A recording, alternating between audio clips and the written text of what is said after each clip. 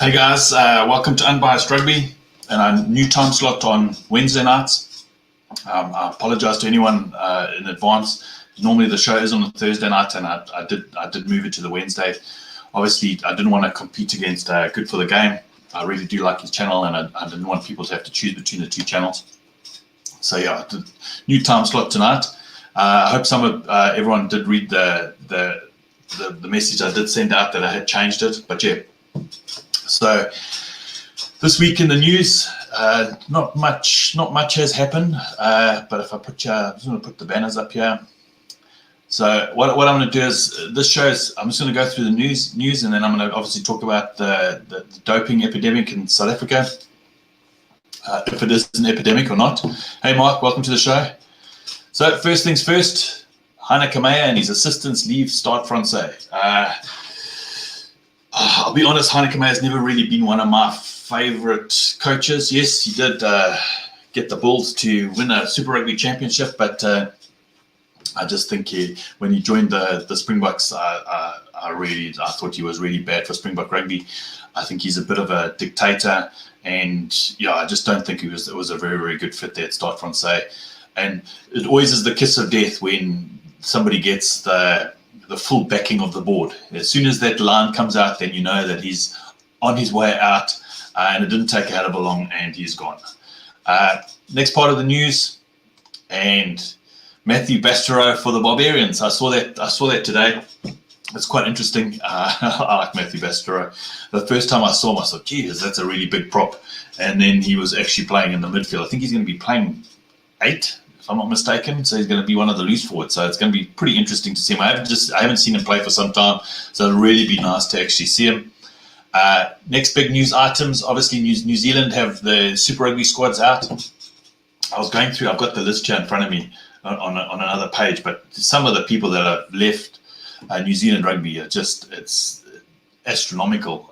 So if I look at just leaving. Wasaki Nahola's gone. Luke Whitelock, Liam Squire. I think that's just from one. Ben Smith. That's just from the Highlanders. Highlanders, yeah. So yeah, I think there's a lot of players that have left, but it's New Zealand. They've got a huge big conveyor belt of players. So they've got quite a few players coming through. Big news, obviously, Beauden Barrett now playing for the Blues. I still don't think the Blues are going to do that well. I hope they do. It also looks like Rico Ioane is going to be moving across to midfield. That might be it's an interesting move, a very, very interesting move. So yeah, looks like he's moving across to midfield. But I'm going to say it here now, my predictions for the winners of Super Rugby 2020 is the Hurricanes. I have a feeling that the Hurricanes are going to win it this year. I think the Crusaders have lost quite a few players, Sam Whitelock, Kieran Reid, Owen Franks. So a lot of players that have left the Crusaders. So I think it's the Highlanders, the Hurricanes. They've still got Dane Cole. They've still got some amazing players there. So yeah, that's my pick for Super Rugby. I don't think the Bulls are going to do it. I think they've lost too many players. I think it's going to be another New Zealand side. Let me go to the comments there. Yeah, also Sonny Bill Williams gone. Hey, morning, Nagaru. Yeah, so yeah, centre. Yeah, he's going to be playing centre. That's an interesting call, but yeah, like he's big enough. I think there's some great wings in New Zealand, so I think he had to do something. Must have been I've got a feeling it's come up from up higher that he needs to move across to centre. The big thing is, obviously, I was watching the breakdown. It's on YouTube, and they were saying that Beauden Barrett has actually been coming into the Blues as 10. So he's not there to cover 15. He's there to be first 5. So yeah, very, very interesting. But yeah, at least the sides have come out. I've got all the team sheets here, but there's so many that have come and gone that I just can't go through more. There are lots of new players coming through. Blues for 2020, Mr. Rugby fan. I'm serious. I'll say it now. If the Blues win Super Rugby, I'll eat a habanero alive. But I mean the real deal, not mess around, no draws, nothing like that. If the Blues win Super Rugby, I'll eat a habanero, and I'll eat it live on the channel, and I'll take it like a man. And yeah, but I don't see the Blues winning. My money is going to be on the Hurricanes to win Super Rugby. But yeah, next news, because I want to move on from Super Rugby, because not all the teams are out, and it's still a long way to go, and I don't want to build it up too much. So I'm only going to really talk about Super Rugby again in the New Year's, but it's just nice to have the squads coming out. Southern Kings finally have a victory. Woohoo! So Southern Kings, the whipping boys of the Pro 14, the whipping boys of Super Rugby, the whipping boys of everyone, finally have a victory in the Pro 14 this year. I think they got one victory last year. So they're 100% the same. They just need one more victory, and then I think they'll be 200% from last year. So yeah, the biggest problem that the Southern Kings have is that they're not a union. That's my biggest issue with the Southern Kings. They're a made-up franchise. They're not backed by a union. And by that, I mean, yes, Mark Dunphy, Leinster are on fire. Welcome to the show. I hope you're feeling a lot better, Mark. So, yeah, I just think the Southern Kings aren't backed by a union. So, like Sharks are backed by Natal Rugby, then KwaZulu-Natal Rugby, and then the Lions have, obviously, Lions is also a franchise. So there's quite a few franchises, 8 franchises, and 8 unions, primary unions in South Africa. Could be franchises. Just the Southern Kings, they aren't a union, and I think that's where the biggest problem comes with the Southern Kings. I have a feeling that the Cheetahs should do a little bit better. I see that they've done quite a lot of recruitment from Western Province who've got absolutely no money. So yeah, but I'm just happy for the Southern Kings to actually finally have a victory. I think it's about time, and yeah, and they had it away, which I think is even better. It's even better for them. Next part of the news, I'll come back to that one. So besides that, there's not a hell of a lot of news happening. I think we're all coming down from the World Cup. But yeah, I wanted to tackle this doping thing that's come out. I used to watch. I don't know if you watch Off the Ball. I used to watch it all the time, and I've got really pissed off with one or two of the commentators. Sharks and Bulls for 2021 to the Pro 14. Mark, I must admit, I think the Sharks would do a lot better in Pro 14 than Pro 16 or whatever you want to call it than most any other South African side.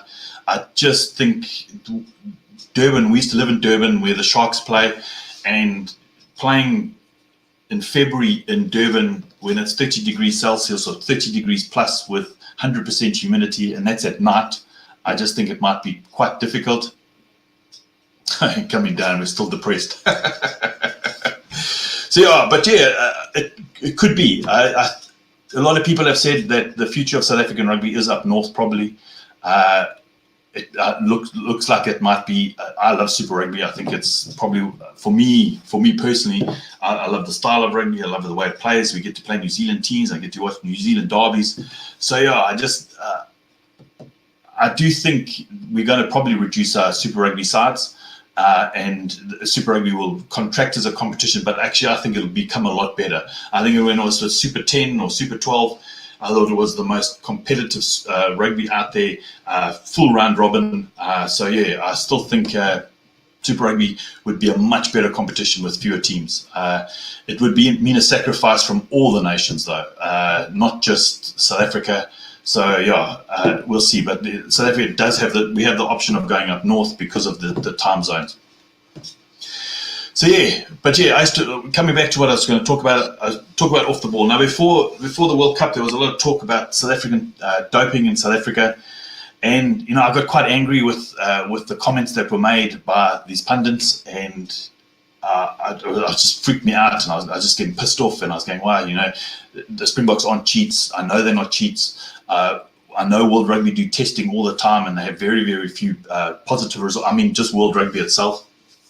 And I don't think people at Top Flight Rugby are stupid enough. There's just too much money involved to actually do it. So, in no way, shape, or form am I saying that the Springboks are on steroids or anything like that. But yeah, I just thought, you know what? I think it's time. I thought, you know what, let me think about this logically. And I started doing the research and actually going to all the doping agencies and finding out what the reports are, what the percentages are, what education is out there. So yeah, there's a big problem. Yeah, you're absolutely correct, Mark, with school targeting schools. It's the laws in South Africa are quite stringent. You're not allowed to test school kids without parental consent. And I've always believed that a child who's taking anabolic steroids is probably not getting it from these local pharmacies. He's probably getting it from either his parents or the coach. And schoolboys aren't tested. They aren't tested. They're only tested when they fall under the SORO umbrella. And that's why at Cravenberg so many people were caught. And I think it's a good thing that they were caught. I think the problem with steroids is you can only catch people when they're using it. You can't catch people that have received the benefit of it and have stopped using it. Let's be honest. You can't test a year down the line if somebody had taken steroids because it's a blood test, it's a urine test, so it's out of your blood test and urine test at that point. We don't do cell level testing and stuff like that. So yeah, but I thought, let me actually go do the research and pull up the numbers. And it doesn't make for good reading if you're a South African. I'm going to be completely honest. It shocked some of the stats that came out shocked me a little bit. But I'm going to say this as a caveat. I'm not saying at all that the Springboks are cheat. I think they thoroughly deserve their victory. And my problem with what the pundits were saying was that you take a leap. So you read one piece of information and then you take a leap from that piece of information. Before you know it, you've taken so many leaps, you get to a point and you say, well, the whole team are cheats. And I don't see it that way. So what I'm going to do is I'm just going to break down some of the figures. And yeah, it is interesting reading. So most of the figures that are out there were probably based in 2016. I got reports from 2015, 2016, 2017. And I got some of the reports from 2018. I think at 2016, I think we were at our highest. It was very, very high. So what I'm going to do is I'm just going to go through here quickly. I'm just going to add this to the stream so you guys can see it. So this is from the 2016, the top 10 nationalities in the world of doping. South Africa were 9th. Okay, so 9th, 10th spot round about there. That's where they've stayed since 2015, 2016. 50 people were tested positive for steroids, or not just steroids, but for any other use. And it gets even more interesting than that. So after athletics, rugby is the most tested sport in South Africa, and it's the predominant one. Most people, I've got the figures just here. If you don't mind, I'm just going to open it here. I had it all open, all ready to rock and roll, and then it messed with my head. So what I'm going to do is I'm going to go look at the next slide. Okay, I'm just going to zoom in on that. So rugby union had 56 positive tests in 2016. 16 of those were from South Africa. So I'm just going to round that down to 50 just to make my maths a lot easier. It literally ends up being 30% of all people caught doping in the world came from South Africa. And that's pretty high. I think 6 of them were school kids that were caught. So if you just took that out as a bad indication of what's happening, it is a problem. It is an epidemic that's happening in South Africa. But like I said, they can't test the kids. It's just they wouldn't do it. Our laws are pretty strict, and I'm sure the laws are pretty much the same everywhere. You can only be tested when it's a sanctioned event by an organising body. So World Rugby are the bosses of SARU essentially, but the SARU is not the boss of schoolboy rugby. You know, they run it a little bit differently. So here's the next slide. We're looking at, these are the hot spots around the world. Obviously Russia pretty high. So now the hot spots don't really mean much. You've got to look at the per capita. So like South Africa is pretty high there. But it's not as high as somewhere like Italy and places like it. But when you start looking at the per capita, so here's the per capita. So Mexico, I don't know, India, Flanders, I don't know what that is. South Africa, India. So South Africa, 2.7% of all people tested are basically become positive. So 2,667 samples, 72 tests, 13 were medical reasons, and we ended up at 1.99. So that's pretty high. So I've seen a lot of people out there, and they were talking about steroid use in South Africa, and they're getting angry at South Africans, and I understand it. For us, it feels like just people with sour grapes, and they going, oh, we lost, and whoopie ding dong. But just looking at the numbers here, it is a problem in South Africa that needs to be dealt with, and it needs to be dealt with quite extensively. But I was getting quite depressed by watching all this kind of stuff. And I thought, jeepers, it is a problem. It's really, really bad. And what do we do? And then I started thinking, what are people out there actually doing? Now, SARI have got a huge big thing with World Rugby, a big drive. It was launched in 2015. There's a huge big drive with drug testing place in South Africa to obviously work on the education of the kids, to obviously improve the situation with steroids. Yes, it is a problem. I don't. It's difficult, Mark. I'm going to talk a bit of economics here because in South Africa, you really got to put it into context. Take a player like, let's say, Malcolm Marx. Now, Malcolm Marx at his prime could probably have gone and earned as a marquee player in Pro 14, not Pro 14, in Premiership, or maybe in the top 14. Probably could have got €1 million. So that's the kind of salary you could have gone for, which equates to about 16 million rand. In South Africa, the max you can get is probably about 5 or 6 million rand, and that's it. So the money's improving. The other situation is that there used to be 1,000 contracts available for rugby players in South Africa. So that was at all levels of South. So it's Currie Cup. There were a lot of B Division players were sponsored. Obviously the Super Rugby and obviously the Springboks. So we had 1,000 contracts. Now Rusty's come in and straight away they've slashed it by 50%. Actually, that was planned before Rusty. So now we've literally got half the amount of contracts available for these kids that are leaving school.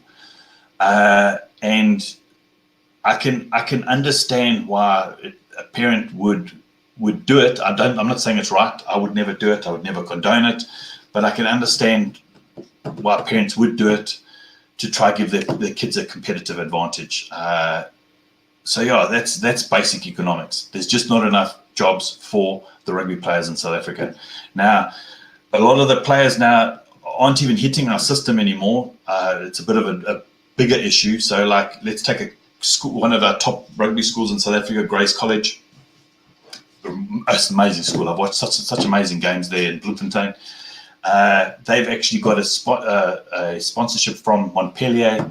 They said they weren't going to be taking players, but they've already started taking players that are going straight into the French system at 18, and by the age of 22, they're eligible to play for France when they're starting at their prime. So a lot of these players aren't even hitting our system. So now they're open to all these other places at ball. We don't have testing of the kids in South Africa, so the kids can be taking steroids, they can be bulking up, they can be doing a hell of a lot of things, really messing up with their lives. Hit 18, they're gone, they don't take it anymore, they've received the benefit of taking it, and so I don't know how to combat it. I don't know what the answers are to that. It's just there's an underlying pressure for younger people. Yeah, I agree with you, Mr. Rugby fan, and I don't think it's just a problem in South Africa.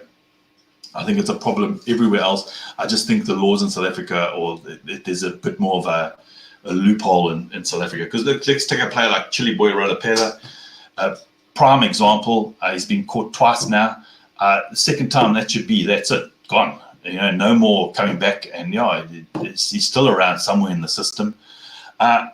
Look, a lot of people were saying, I was chatting about this on another channel. They were saying, well, one strike and that's it, you're gone. I'm not a big believer in that. I believe you get caught, you do your time, depending on what the 2 to 4 years. That seems like pretty much the standard, depending on what cocktail you're on. Afia Dewanti should be on 4 years because of the cocktail he was on. That's a professional thing. But sometimes people make a mistake. People make a bad judgment call. It happens in life. And I'm a big believer. If you've done the time, you've repented, you're fit enough to do it, you should play. You get caught again, that's it. Tickets. You should be out completely. I just think there has to be a way for somebody to be redeemed, because else you just got to carry that stigma around with you forever. And that's my personal opinion. I don't know what you guys think about that. So to sum up the steroid use in South Africa, I'm just going to put this banner up here. Is the steroid issue in South Africa is real. It's not some flash in the pan rubbish. It's the real deal. I still don't believe it's happening. It does happen at the highest levels, but I just don't. I think the guys right at the top level, across the top level of sport, Ireland, England, South Africa, New Zealand, these guys aren't idiots. And I don't think it's happening at the top levels of rugby. I believe it's the lower levels, and I think it's even more prevalent at the younger levels where there's very, very little testing. A lot of the top schools in like Paul and these are Paul inter-schools at Paul.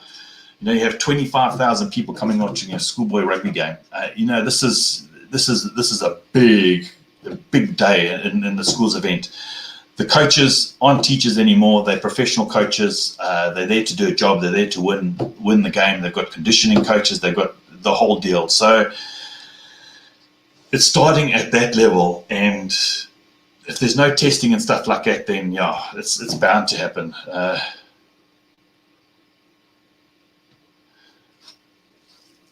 Is he at the Bulls? David, is Chili Boy at the Bulls?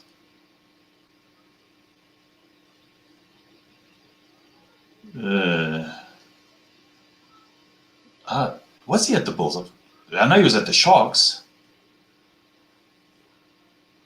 So I just decided to go out and actually do the research myself. And the research says we have a problem, and it needs to be dealt with, and it needs to be dealt with education, with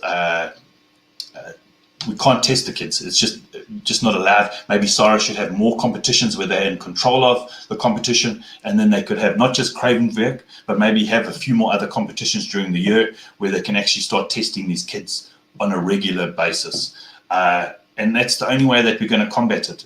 The only way to combat it is education. There's no other way to combat it. You can say, do all the tests in the world. People, if you're only going to be tested every 6 months because that's how the system works in the loop, you're not going to get caught. You've got to be told when the testing happens. So I think doping in rugby is a problem at school level. And when you hit 19, 20, yes, people still do it.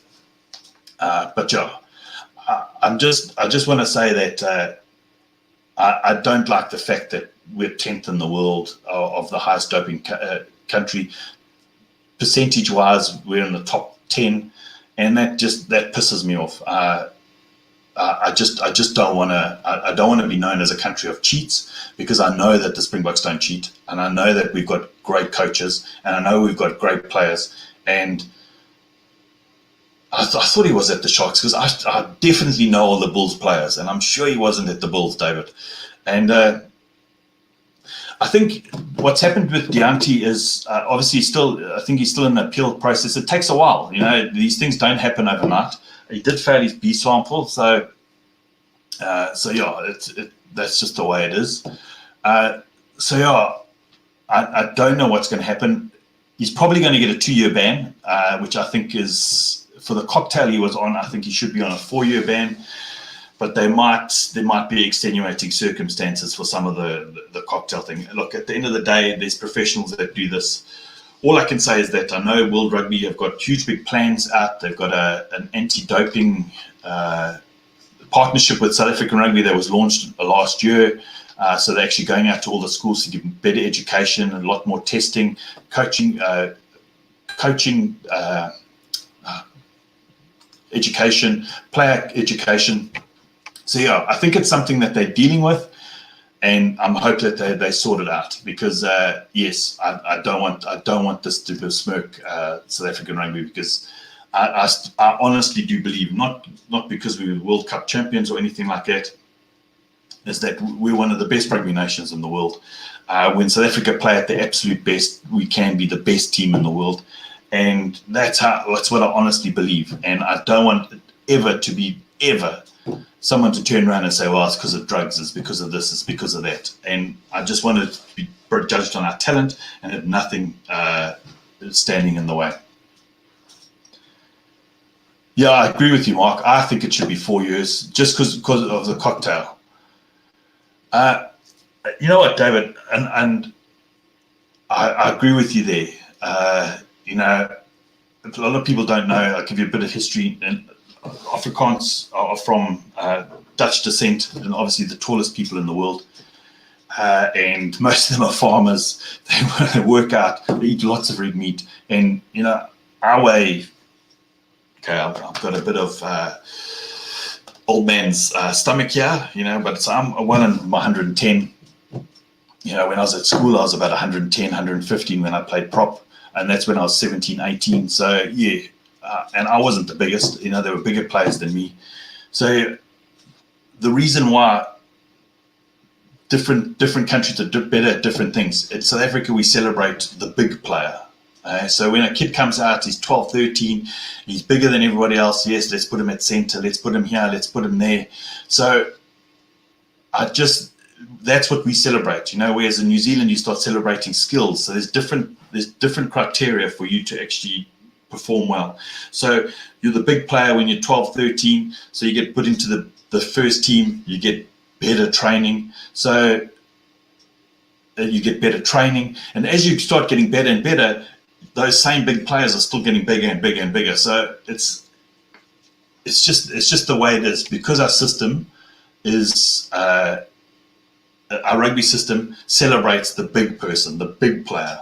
In the Eastern Cape and different unions there, a lot of the players come from there. Khaleesi,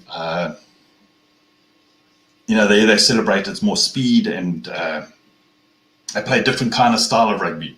It's not, and that's just it. It's just different places play different style. But you know, like the Bulls have a great academy system, big players that come through. Sharks have a brilliant feeder system. So yeah, it's just the way that things are in the country. I agree. Calamari, I think it's prevalent anywhere. You know, I've got an uncle who's very, very high up in athletics, and he's run the comrades like I think 15 or 20 times, and he got a silver medal. So he's pretty high up there, and he used to date some high end athletics. Dated and married people that were South African champions in athletics and things like that. And they actually did a survey a long time ago, and they were saying to these players, if we gave you a drug, this is what they said to these professional athletes: if we gave you this drug, no one would ever catch you on this drug. You'd increase your performance by 30, 40%. You'd start winning your races. No one would catch you at all, but you'll only live for the next 5 years. Most of the people would have said yes. When you're a professional sportsman at that kind of level and you're so into it, not live for another 5 years, but you'll have lots of complications later on in life. A lot of them said yes, they'll do it, because that's all they saw. They just saw that end result. So it's a quick way to getting a bit of bulk, getting a bit of size. But I just think if we just be honest about it, be completely transparent, be honest, be completely transparent, and we can fix the problem. I honestly feel that any problem can be fixed if you're honest and you're transparent about it. So you're honest about the issue, you're honest about what the issue is happening, and then you have a concrete plan and you work on it and you fix it. And I think that's what we should do. And I'm hoping that Sorry step up and do it and sort out the thing, because the numbers don't lie. That's the beauty of numbers. That's the beauty of statistics. They don't lie. And I think, and Mr. Rugby fan, that pissed me off more than life itself. CJ Stander being told he's too small. And I know who told him that. Because you said it was a high level, it was a top Springbok coach. And at that stage, it was Heineke Meyer who told CJ Stander that he would never make it in South Africa because he wasn't big enough. And that's just frustrating. It's great. I'm happy that he's done really well at Ireland. But a real loss to South African rugby, a real gain to Irish rugby, in my honest opinion, because I think he's getting better. He's learning to do the offload, which is a real thing in his arsenal. And when he does that, people don't expect it. And that's why I like CJ Stander.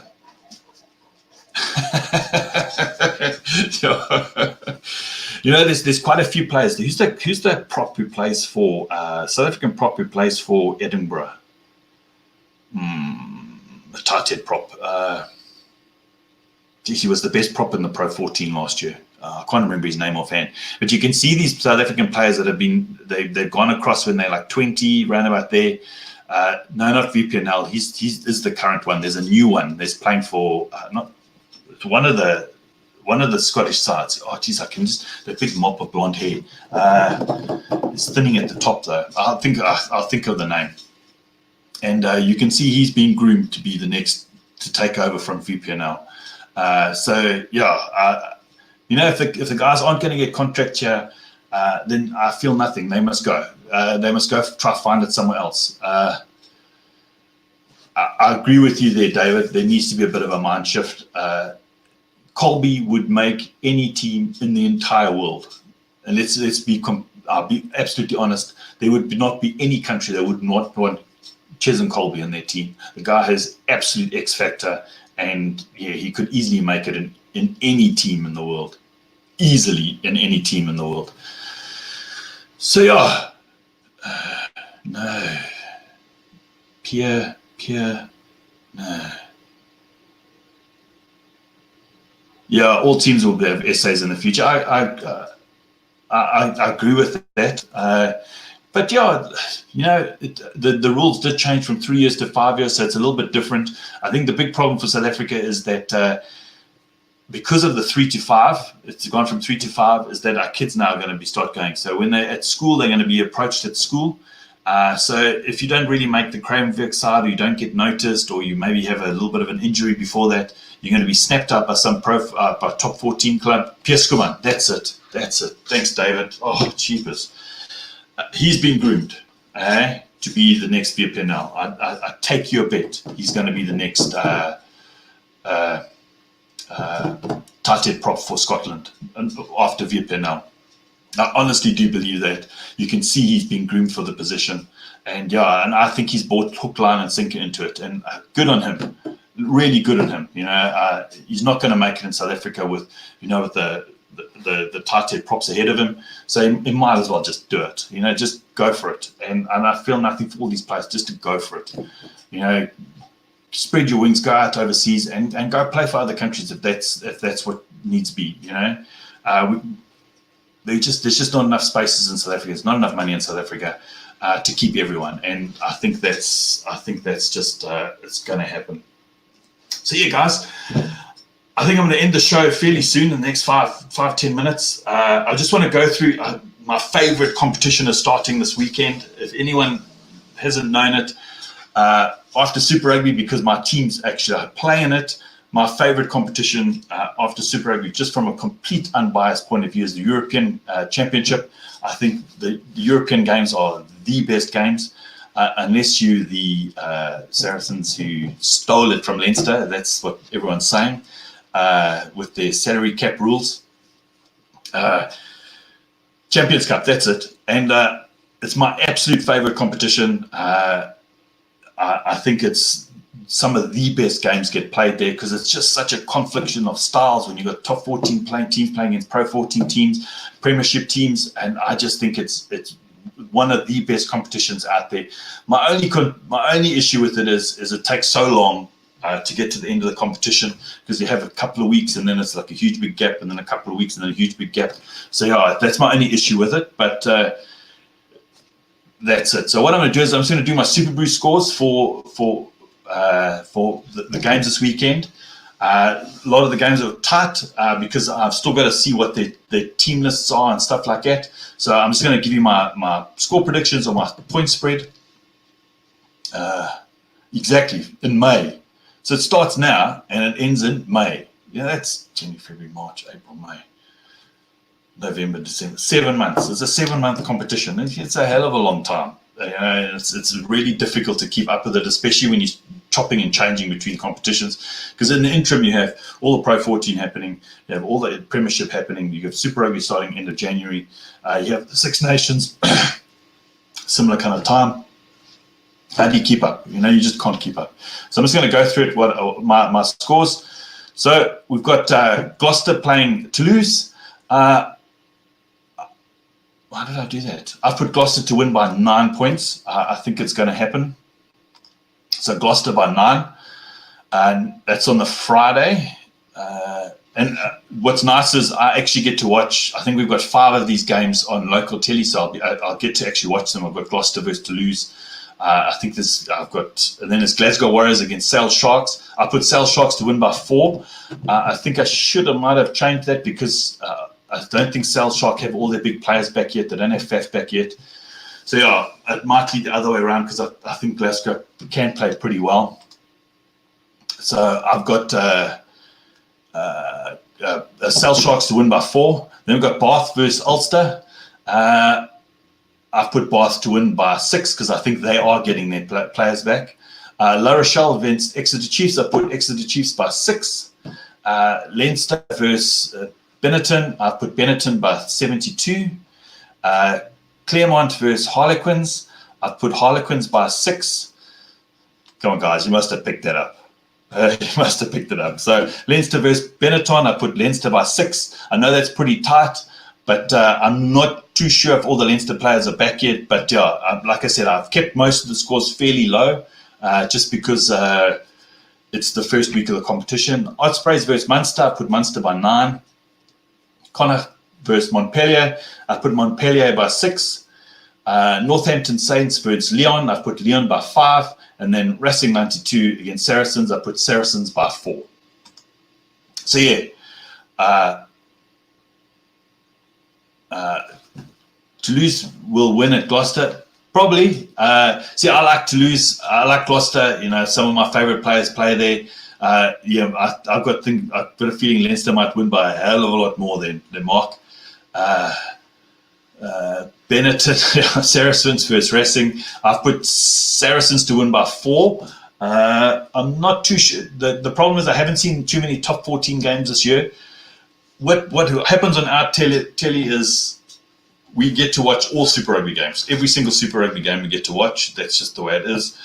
When it's Pro 14, there's normally two to 3 games a weekend, and it's always going to be a Kings and a Cheetahs game, and then one other.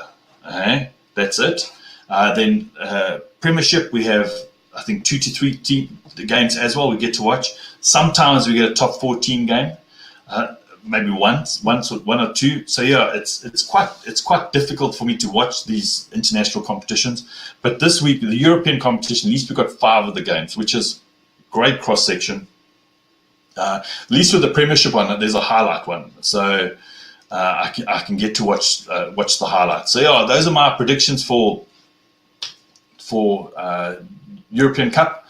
So yeah, I'm looking forward to it. I think it's like I said, it's one of my absolute favorite competitions because it really is a cross section of rugby in Europe. I hope you guys also enjoy it as much as I do. So every week, what I'll do is I'll do my predictions and then I'll just do the review from the previous week.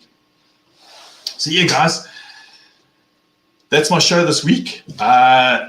like I said, not much is happening in the world of rugby. I'm hoping next week we'll have a bit more transfer news. Hopefully we'll get some of the jerseys that are coming out for Super Rugby, and maybe some of the South African sides or Australian sides will actually have some team sheets out. We'll be able to discuss it. But I think next week we spend a lot more time on the European Cup. But listen, guys, I hope you guys have all had a really great week. I've really enjoyed doing these live shows every week. So from now on, it's always going to be every Wednesday night at 8 o'clock. I won't change it because nobody else is at this time. I'm trying to organize some collaborations with some other pundits out there, and hopefully I can get one. I've got hopefully one that's coming up, but it's not going to be a live show because of the timing thing. But yeah, guys, thank you very much for joining me on the show. And just remember, guys, when you're out in the big bad world, just treat everyone with love, and everything works out for the best. And just remember the person that's there opposite you, they're just the same as you. There's no difference between you and them. And if you just look at everybody that in that light, everything works out for the best. Listen, guys, have a great evening, great rest of your week. Chat soon. Cheers.